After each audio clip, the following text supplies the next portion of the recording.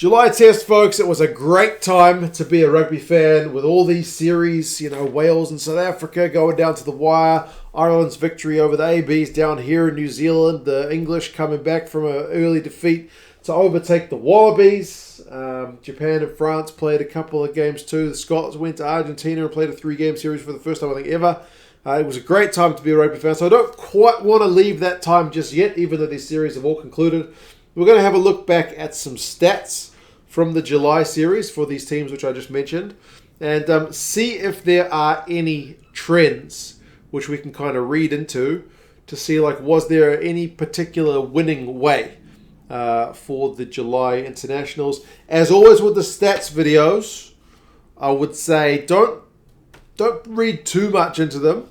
I do think they can show us something, but I wouldn't be putting everything, the world, into what these kind of stats show us, right? You've got to kind of take things with a little bit of I want to say like a grain of salt, because it's a bit too dismissive, but you know what I mean, right? You need to really think about what are these actually showing us and how do things kind of interlock, you know what I mean? Like, if you just looked at tackling out of context, you might read something into like, oh, this player is the best player in the world because he gets so many more tackles than any other player in the game. And then you look at, oh, wow, his team never has any ball, so that's why he's making so many tackles, because he has to. Do you know what I mean? So, yeah, kind of keep that mind about you as we go through these stats. And July itself is only really a handful of games, so it's kind of hard to read too much into them, but I still want to see the trends. You guys know me, I like my stats. Now, the first thing I should say about these stats kind of supports why I like rugby, in that there was not any one stat which was totally dominant, other than the team which had the most points tended to win. Ha ha ha, that joke comes up every time. But there wasn't any one dominant aspect that showed like possession or territory or anything like that really showed like, you get that, you're going to win. Because rugby teams approach the games differently. That's one thing I love about rugby. You can genuinely just look to kick all day, or you can offload like mad and never kick. You know what I mean? The coaches can set up their teams in totally different ways. So first up, there wasn't any super dominant stat. Not one. But there were a few that were kind of indicative. Obviously, tries are a good thing. Teams who outscored the other teams with tries tended to win games, but only just over more than half the time.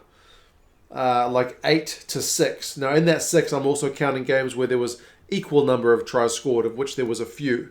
However, teams which conceded more tries than their opposition tended not to do well. There was only one team that conceded more tries and still managed to win, and that was England over Australia, where Owen Farrell's boot just kept pounding them. So a lot of the games ended with an equal try count, but only once did the team who conceded more tries get a win. That seems like pretty obvious, right? Tries are key, but as I said, a lot of the games finished even on tries, so it wasn't necessarily a difference maker in that regard. Clean breaks. I honestly thought clean breaks would be one of the ultimate deciding factors, and it kind of is, but it's also kind of like the tries one. In that, sure, the teams who got more clean breaks than their opposition won more, but only 57% of the time. Now, the reason I thought clean breaks would be crucial is because I look at a lot of rugby stats, and it feels like teams who tend to get more clean breaks tend to win, because clean breaks is better than like a defender beaten. Like clean break, you've genuinely broken the opposition defense, and they're going to have to scramble to try and stop you. And often those lead to tries, either directly or indirectly. But 8 games where the team had more clean breaks than the opposition, they managed to get a win. 6 games was not. But remember, the 6 also includes games where it was level, and there were quite a few games where the number of clean breaks were also even. Similar to the tries, clean breaks conceded only 3 times. When teams conceded more clean breaks, did they manage to go on and get a win? I think that was 2 of the South African-Wales game, especially that second game where Wales got a win. Wales had really little running ball in that game. I don't think they got any clean breaks in that game, and they still managed to get a win. That was certainly an exception.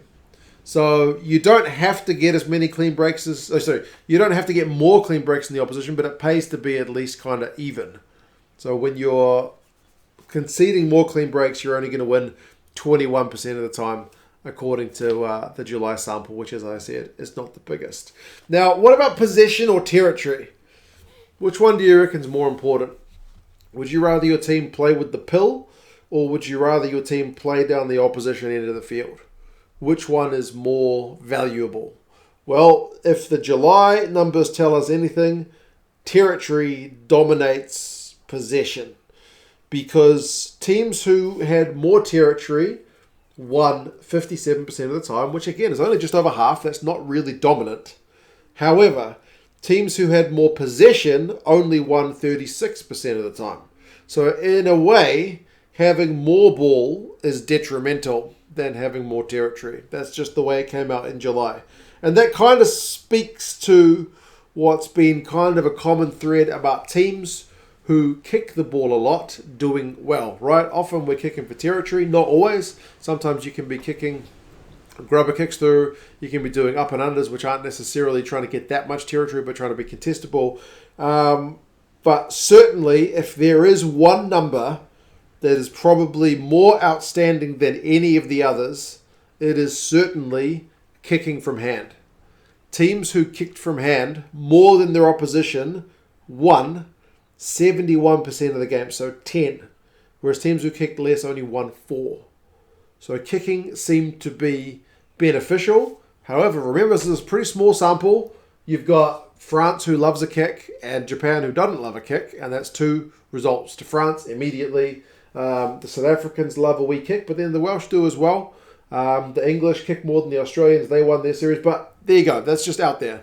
Teams who kick more tended to win their games more than like territory was important, more than clean breaks was important, even more than scoring more tries was important. Kicking from hand was like I want to say the number one. There is actually one stat that came out even higher, and that was the scrum percentage, which was 79%. The team who had a better scrum percentage won 79%, almost 80% of the games.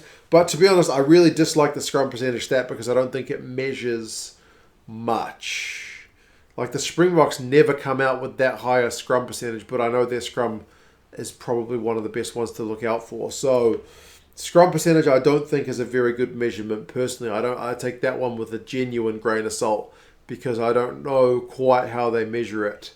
Like if a scrum gives away a penalty, that seems to be a negative one, but if it doesn't give away a penalty, it kind of records as a positive stat. So you know what I mean? Like if you've got a scrum which is absolutely getting monstered, but you still get the ball out the back, then you can be given a kind of a tick, even though your scrum was being monstered. So I don't think scrum stats are that valuable, personally. But yeah.